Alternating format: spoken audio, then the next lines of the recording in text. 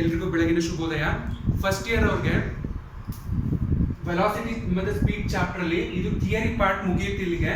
ಇದಾದ್ಮೇಲೆ ನಿಮಗೆ ಪ್ರಾಬ್ಲಮ್ಸ್ ಇರುತ್ತೆ ನೋಡಿ. ಸ್ಪೀಡು, ವೆಲಾಸಿಟಿ, ಆಕ್ಸಿಲರೇಷನ್, ರಿಟಾರ್ಡೇಷನ್, ಮತ್ತೆ ಅದಾದ್ಮೇಲೆ ನ್ಯೂಟನ್ಸ್ ಫಸ್ಟ್ ಲಾ, ಸೆಕೆಂಡ್ ಲಾ, ಥರ್ಡ್ ಲಾ ಇದನ್ನೆಲ್ಲ ಓದಿದ್ದೀರಾ. ಈಗ ನೋಡಿ ಈಕ್ವೇಷನ್ಸ್ ಆಫ್ ಮೋಷನ್ಸ್ ಅಲ್ಲಿ ನಿಮಗೆ ಡಿಸ್ಟೆನ್ಸ್ಗೆ ಫಾರ್ಮುಲಾ ಇರ್ಬೋದು, ಅದಾದ್ಮೇಲೆ ಇನಿಷಿಯಲ್ ವೆಲಾಸಿಟಿ, ಫೈನಲ್ ವೆಲಾಸಿಟಿ ಇದನ್ನೆಲ್ಲ ತಿಳ್ಕೊಂಡಿದ್ದೀರಾ. ಈ ಚಾಪ್ಟರ್ ಅಲ್ಲಿ ಲಾಸ್ಟ್ ಕಾನ್ಸೆಪ್ಟ್ಗಳು ಫ್ರೀ ಫಾಲಿಂಗ್ ಬಾಡಿ ಮತ್ತೆ ಬಾಡಿ ಥ್ರೋ ವರ್ಟಿಕಲಿ ಅಪ್ವರ್ಡ್ ಅಂತ. ನೋಡಿ ಫ್ರೀ ಫಾಲಿಂಗ್ ಅಂದ್ರೆ ಏನ್ ಗೊತ್ತಾ? ನೋಡಿ ಫ್ರೀ ಫಾಲಿಂಗ್ ಅಂದ್ರೆ ಇಷ್ಟೇ, ಯಾವುದೇ ಒಂದು ವಸ್ತುನ ನಾವು ನೋಡಿ ಗ್ರಾವಿಟೇಷನ್ ಫೋರ್ಸ್ ಯಾವಾಗ್ಲೂ ಎಲ್ಲಿರುತ್ತೆ ನೋಡಿ. ಇವಾಗ ಇದು ಪೂರ್ತಿ ಅಟ್ಮಾಸ್ಫಿಯರ್ ಅನ್ಕೊಂಡ್ರೆ ನಾವು ಯಾವುದೇ ಒಂದು ವಸ್ತು ಮೇಲ್ಗಡೆಗೆ ಹೋಗ್ಬೇಕು ಅಂದ್ರೆ ನಾವು ಗ್ರಾವಿಟೇಷನಲ್ ಫೋರ್ಸ್ ನ ಪುಲ್ ಮಾಡಿ ಅಂದ್ರೆ ಅದನ್ನ ದೂಕೊಂಡು ಮೇಲ್ಗಡೆಗೆ ಹೋಗ್ಬೇಕು. ಈಗ ರಾಕೆಟ್ಗಳು ಹೆಂಗ್ ಲಾಂಚ್ ಆಗುತ್ತೆ ಅಂದ್ರೆ ನೋಡಿ, ಇದೆಲ್ಲ ಪೂರ್ತಿ ಅಟ್ಮಾಸ್ಫಿಯರ್, ಇಲ್ಲೆಲ್ಲ ಏರ್ ಇರುತ್ತೆ. ರಾಕೆಟ್ ಕೆಳಗಡೆಯಿಂದ ಹಿಂಗ್ ಹೋಗ್ತಿದೆ ಅಂದ್ರೆ ಇದು ಹೋಗ್ಬೇಕಾದ್ರೆ ಏನ್ ಮಾಡುತ್ತೆ ಗೊತ್ತಾ? ಈ ಅಟ್ಮಾಸ್ಫಿಯರ್ ಅಂದ್ರೆ ನಮ್ಮ ಸುತ್ತಮುತ್ತ ಇರುವಂತಹ ಪರಿಸರದಲ್ಲಿರುವಂತಹ ಯಾವುದೇ ತರದ ಗಾಳಿಗಳಿರ್ಬೋದು ಅಥವಾ ಯಾವುದೇ ಒಂದು ಪಾರ್ಟಿಕಲ್ಸ್ ಇರ್ಬೋದು, ಅದನ್ನ ಏನ್ ಮಾಡುತ್ತೆ ಅಂದ್ರೆ ನಮ್ಮ ವಾಯುಮಂಡಲದಲ್ಲಿ ಇರುವಂತಹ ಪ್ರತಿ ಒಂದು ಗಾಳಿನೂ ಏನ್ ಮಾಡ್ಬೇಕು?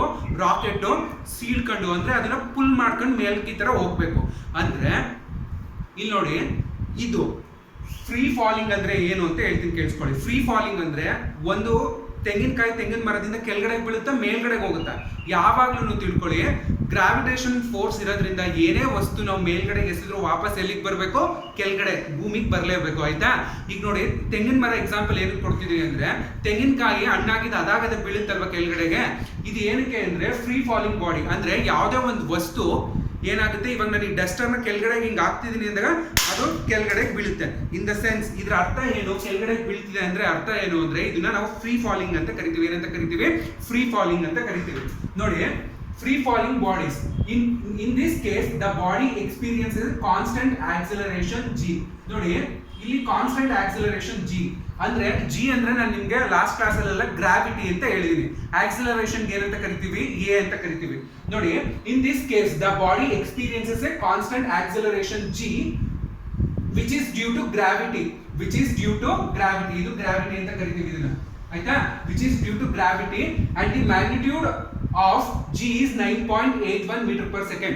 ಈ ವಾತಾವರಣದಲ್ಲಿ ಏನ್ ಗ್ರಾವಿಟೇಷನ್ ಫೋರ್ಸ್ ಇರ್ತದೆ ಅದ್ರದ್ದು ವ್ಯಾಲ್ಯೂ ಯಾವಾಗ್ಲೂ 9.8 ಮೀಟರ್ ಪರ್ ಸೆಕೆಂಡ್ ಸ್ಕ್ವೇರ್ ಇರ್ತದೆ. ಅಂದ್ರೆ ನಾವು ಯಾವುದೇ ಒಂದು ರಾಕೆಟ್ ಮೇಲ್ಗಡೆಗೆ ಹೋಗ್ಬೇಕು ಅಂದ್ರೆ 9.8 ಮೀಟರ್ ಪರ್ ಸೆಕೆಂಡ್ ಸ್ಕ್ವೇರ್ ಅಲ್ಲಿ ಇರುವಂತ ಗ್ರಾವಿಟಿ ಏನ್ ಇರ್ತದೆ ಅದನ್ನ ನಾವು ಅದ್ರ ಜೊತೆಗೆ ನಾವು ಏನಾಗ್ಬೇಕು ಅಂದ್ರೆ ಅದನ್ನ ನಾವು ದಾಟಿ ಹೋಗ್ಬೇಕು. ಅರ್ಥ ಆಯ್ತಾ?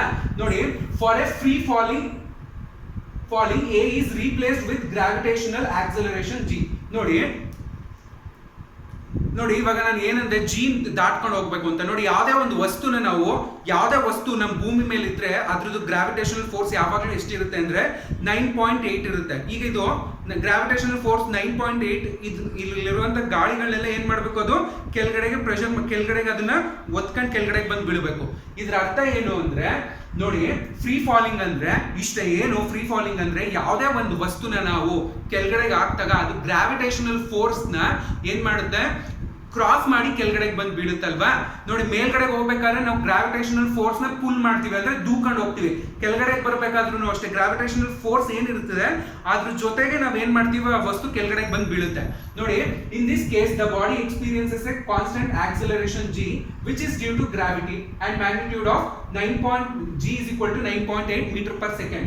For a free fall a is replaced with gravitational acceleration g. ನೋಡಿ ಫ್ರೀ ಫಾಲಿಂಗ್ ಗೆ ಯಾವಾಗ್ಲೂ ಆಕ್ಸಿಲರೇಷನ್ a ಏನ್ರಿಂದ ರೀಪ್ಲೇಸ್ ಆಗುತ್ತೆ ಅಂದ್ರೆ ಗ್ರಾವಿಟೇಷನಲ್ ಆಕ್ಸಿಲರೇಷನ್ g ಇಂದ ರೀಪ್ಲೇಸ್ ಆಗುತ್ತೆ. ನೋಡಿ ಲಾಸ್ಟ್ ಕ್ಲಾಸ್ ಅಲ್ಲಿ ಈಕ್ವೇಷನ್ ಕೊಟ್ಟಿದೆ ನಿಮಗೆ, v is equal to u plus at ಅಂತ ಕೊಟ್ಟಿದೆ. ಅಲ್ಲಿ a ಅಂದ್ರೆ ಆಕ್ಸಿಲರೇಷನ್. ಇಲ್ಲಿ ನೋಡಿ a ಬದಲು ಏನ್ ತಗೋತಾ ಇದೀವಿ? g ಅನ್ನ ವರ್ಡ್ ನ ತಗೋತಾ ಇದೀವಿ. g ಅಂದ್ರೆ ಇಲ್ಲಿ ಗ್ರಾವಿಟೇಷನಲ್ ಆಕ್ಸಿಲರೇಷನ್ ಅಂತ. v is equal to u plus gt ಅಂದ್ರೆ initial velocity plus gravitation into time.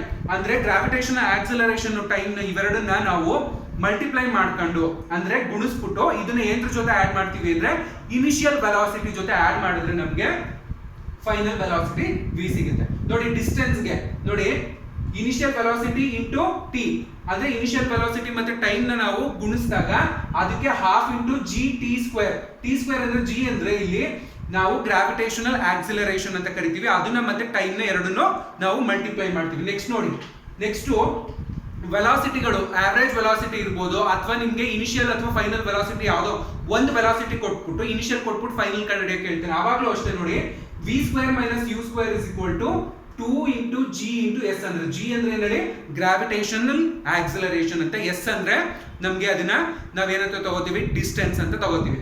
ನೋಡಿ next body throw vertically upward ಅಂದ್ರೆ ಏನು ನೋಡಿ. ಬಾಡಿ ಥ್ರೋ ವರ್ಟಿಕಲಿ ಅಪ್ವರ್ಡ್ ಅಂದ್ರೆ ನೋಡಿ, ಇಲ್ಲಿರುವಂತ ಕ್ಯಾಪ್ ಏನಾಗುತ್ತೆ, ಮೇಲ್ಗಡೆ ಹಿಂಗ್ ಎಸಿತೀನಲ್ಲ, ಇದನ್ನ ನಾವು ವರ್ಟಿಕಲಿ ಅಪ್ವರ್ಡ್ ಅಂದ್ರೆ ಮೇಲಕ್ಕೆ ಹೋಗುತ್ತೆ ನೋಡಿ. ರಾಕೆಟ್ ಯಾವಾಗ್ಲೂ ಮೇಲ್ಗಡೆ ಹಿಂಗ್ ಹೋಗುತ್ತಲ್ವಾ, ಇದನ್ನ ನಾವೇನಂತ ಕರಿತೀವಿ, ಬಾಡಿ ಥ್ರೋ ವರ್ಟಿಕಲಿ ಅಪ್ವರ್ಡ್ ಅಂತ ಕೇಳ್ತೀವಿ. If the motion takes A body against the force of gravity, ನೋಡಿ ಈ ತರ ಬಂದಾಗ ಏನಾಗುತ್ತೆ, ಗ್ರಾವಿಟಿ ಜೊತೆ ಬರುತ್ತೆ. ಗ್ರಾವಿಟಿ ಹಿಂಗಿದ್ದಾಗ ಗ್ರಾವಿಟಿನ ಕ್ರಾಸ್ ಮಾಡ್ಕೊಂಡು ಕೆಳಗಡೆ ಬಂದಿದೆ, ಆವಾಗ ಇದು ಯಾವಾಗ್ಲೂ ಪ್ಲಸ್ ಇರ್ತದೆ ನೋಡಿ. ಅದೇ ರಾಕೆಟ್ಗಳು ಹಿಂಗ್ ಮೇಲ್ಗಡೆಗೆ ಅಥವಾ ನಾನು ಒಂದು ಬಾಲ್ ಮೇಲಕ್ಕೆ ಎಸಿತೀನಿ ಅಂದ್ರೆ, ಇಲ್ಲಿ ಇರುವಂತ ಅಟ್ಮಾಸ್ಫಿಯರ್ ಅಲ್ಲಿ ಇರುವಂತ ಗಾಳಿನ ಅದೇನ್ ಮಾಡುತ್ತೆ, ಸೀಳ್ಕೊಂಡ್ ಮೇಲಕ್ಕೆ ಹೋಗುತ್ತಲ್ಲ. ಅದಕ್ಕೆ ಇಲ್ಲಿ ಯಾವಾಗ್ಲೂ ಜಿ ನ ಏನಂತ ತಗೋಬೇಕು, -g ಅಂದ್ರೆ ನೆಗೆಟಿವ್ ವ್ಯಾಲ್ಯೂ ಅಂತ ತಗೋಬೇಕು ನೋಡಿ. If the motion takes A body against the force of gravity, that is particle is projected upward ಅಂದ್ರೆ ಯಾವುದೇ ಒಂದು ಪಾರ್ಟಿಕಲ್ ಮೇಲ್ಗಡೆಗೆ ಅಪ್ವರ್ಡ್ಗೆ ಪ್ರೊಜೆಕ್ಟ್ ಆದಾಗ, ಮೇಲ್ಗಡೆಗೆ ಹೋದಾಗ ನಾವು ಸಬ್ಸ್ಟಿಟ್ಯೂಟ್ -g, ಇಲ್ಲಿ -g ನ ತಗೋಬೇಕು. ಯಾವ್ದ್ರ ಬದಲಾಗಿ, g ಬದಲಾಗಿ ನೋಡಿ. ಸೇಮ್ ಅದೇ ಈಕ್ವೇಶನ್, v = u - gt. ಇಲ್ಲಿ ನೋಡಿ ಮೈನಸ್ ಅನ್ನೋದು ಬಂದಿದೆ, ಏನಕ್ಕೆ ಬಂದಿದೆ, ಬಾಡಿ ಏನಾಗ್ತಿದೆ, ಮೇಲ್ಗಡೆ ಅಪ್ವರ್ಡ್ ಡೈರೆಕ್ಷನ್ ಅಲ್ಲಿ ಆಕ್ಟ್ ಆಗ್ತಿದೆ. ಅದಾದ್ಮೇಲೆ ನೋಡಿ s = ಅಂದ್ರೆ ಡಿಸ್ಟೆನ್ಸ್ = ut ಅಂದ್ರೆ ಇನಿಷಿಯಲ್ ವೆಲಾಸಿಟಿ ಮತ್ತೆ ಟೈಮ್ -½ ಇದು g t² ಅಂದ್ರೆ gravitational acceleration into time square ಅಂತ. ನೆಕ್ಸ್ಟ್ ನೋಡಿ v² - u² ಅಷ್ಟೇ, ಅಲ್ಲಿ ನೋಡಿ 2gs ಅಂತ ಇತ್ತು, ಇಲ್ಲಿ -2gs ನೋಡಿ. ಏನು ಇಲ್ಲ ಡಿಫ್ರೆನ್ಸ್, ನಿಮ್ಗೆ ಇದ್ರಲ್ಲಿ ಅರ್ಥ ಮಾಡ್ಕೋಬೇಕಾಗಿರೋದು ಏನು ಅಂದ್ರೆ, ಫಾರ್ಮುಲಾ ಎಲ್ಲ ಒಂದೇ ತರ ಇರುತ್ತೆ. ಫ್ರೀ ಫಾಲಿಂಗ್ ಅಂದಾಗ ಯಾವಾಗ್ಲೂ ನಿಮ್ಗೆ ಪ್ಲಸ್ ಸಿಂಬಲ್ ಯೂಸ್ ಮಾಡಬೇಕು. ಅದೇ ನಿಮ್ಗೆ ಬಾಡಿ ಥ್ರೋ ವರ್ಟಿಕಲಿ ಅಂದಾಗ ಯಾವಾಗ್ಲೂ ಮೈನಸ್ ಸಿಂಬಲ್ ಯೂಸ್ ಮಾಡಬೇಕು. ಮೈನಸ್ ಏನಕ್ಕೆ ಮಾಡಬೇಕು ಅಂದ್ರೆ, ಅಟ್ಮಾಸ್ಫಿಯರ್ ಅಲ್ಲಿ ಇರುವಂತ ಗ್ಯಾಸ್ ನ ಅದೇನ್ ಮಾಡ್ತಿದೆ, ಸೀಳ್ಕೊಂಡ್ ಈ ತರ ಮೇಲ್ಗಡೆಗೆ ಹೋಗ್ತಿದ್ಯಲ್ಲ, ಅದಕ್ಕೆ ನಾವಲ್ಲಿ ಮೈನಸ್ ಸೈನ್ ಯೂಸ್ ಮಾಡ್ತಿದ್ವಿ.